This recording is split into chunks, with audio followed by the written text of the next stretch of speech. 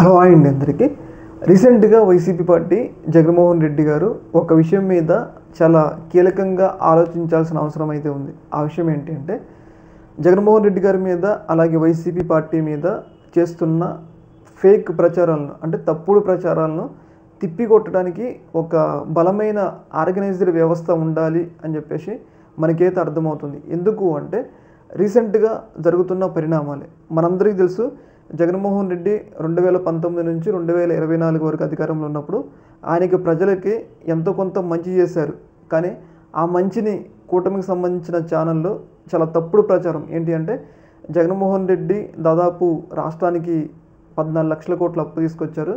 మన రాష్ట్రం శ్రీలంక మారిపోతుంది, ఆ అప్పు కట్టకపోతే మనం కూడా శ్రీలంక వాళ్ళగా అడుక్కు తినాలి అని చెప్పేసి జగన్మోహన్ రెడ్డి అంటే FRBM లిమిట్లో అప్పు తీసుకొచ్చినా కానీ అది వాళ్ళకి తెలిసినా కానీ ఏదో ఒక రకంగా జగన్మోహన్ రెడ్డి మీద బురద చల్లాలి, వైసీపీ ప్రభుత్వంని కిందకి దించాలి అని చెప్పేసి వాళ్ళు ఒక రకమైన ఫేక్ ప్రచారాలను జగన్మోహన్ రెడ్డి మీద చేసి 2024 ఎన్నికల్లో ఓడిపోవడానికి కూడా చాలా కీలక పాత్ర పోషించింది. అలాగే మరొక ఫేక్ ప్రచారం కుండబద్దలు కావడమే జరిగింది.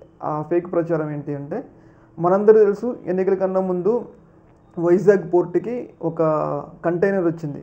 ఆ కంటైనర్లో దాదాపు 25,000 కిలోల డ్రగ్స్ ఉన్నాయని చెప్పేసి ఎన్నికల సమయంలో దాన్ని టీడీపీకి సంబంధించిన మీడియా ఛానల్లో చాలా పెద్ద ఎత్తున ప్రచారం చేసి ఆ యొక్క అంశం కూడా 2024 ఎన్నికల్లో జగన్మోహన్ రెడ్డి ఓడిపోవడానికి కూటమి గెలవడానికి కారణమైంది. కానీ రీసెంట్గా దానికి సంబంధించి CBI విచారణ చేసి కొన్ని కీలకమైన విషయాలు అయితే వెల్లడించడం జరిగింది. ముఖ్యంగా ఆ కంటైనర్లో డ్రగ్స్ ఏమీ లేవు, అది ఓన్లీ డ్రైయిస్ట్ కంటైనరు అని చెప్పేసి వాళ్ళు తేల్చడమే జరిగింది. కానీ ఎన్నికలప్పుడు వైసీపీ పార్టీకి జరగాల్సిన నష్టం జరిగిపోయింది.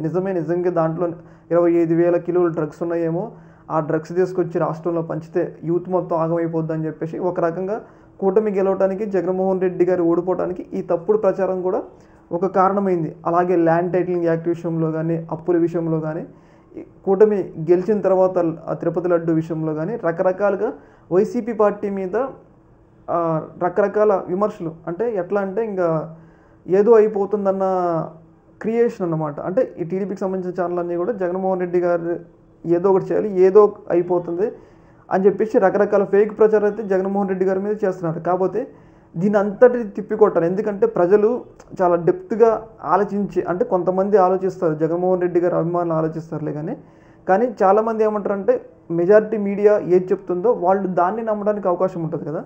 అయితే ఎలా అయినా కానీ జగన్మోహన్ రెడ్డి గారు ఈ యొక్క ఫేక్ ప్రచారాలని కొంచెం కట్టడి చేయడం కోసం ఒక మెకానిజాన్ని, అంటే ఒక ఆర్గనైజ్డ్ మెకానిజాన్ని కానీ, మరికొన్ని మీడియా ఛానల్తో కొలాబరేషన్లు కానీ, కొంచెం డబ్బు ఖర్చు అయినా కానీ, ఇంకో 2-3 మీడియా సంస్థలు ఏర్పరచడం అయినా కానీ చేయాల్సిన అవసరం ఎంతైనా ఉంది. ఎందుకు అంటే ఈ ఫేక్ ప్రచారాలు ఇలానే చేస్తూ పోయారనుకోండి, రేపు 2029లో మళ్ళీ జగన్మోహన్ రెడ్డి గెలిచినా కానీ మళ్ళీ ఇదే ఫేక్ ప్రచారాల ద్వారా మళ్ళీ ఎప్పుడు జరుగుతాయో, మళ్ళీ ఎప్పుడు ఎన్నికలు జరుగుతాయో మళ్ళీ అప్పుడు ఓడిపోవడానికి అవకాశం ఉంటుంది కదా.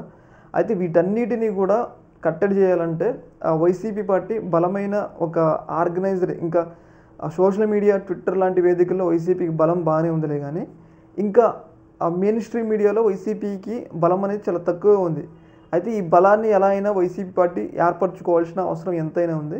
ఏదేమైనా కానీ ఈ ఫేక్ ప్రచారాల వల్ల 2024 ఎన్నికల్లో ఓడిపోయింది వైసీపీ పార్టీ. దాన్ని ఎలా అయినా ఈ ఫేక్ ప్రచారాలని కట్టడి చేయడం కోసం ఎలా అయినా ఒక వ్యవస్థను ఏర్పాటు చేసుకోవాల్సిన అవసరం వైసీపీ పార్టీకి ఎంతైనా ఉందని చెప్పేసి మనకైతే అర్థమవుతుంది. ఈ యొక్క ఇష్యూలో మీ యొక్క అభిప్రాయం కింద కామెంట్లో తెలియజేయండి.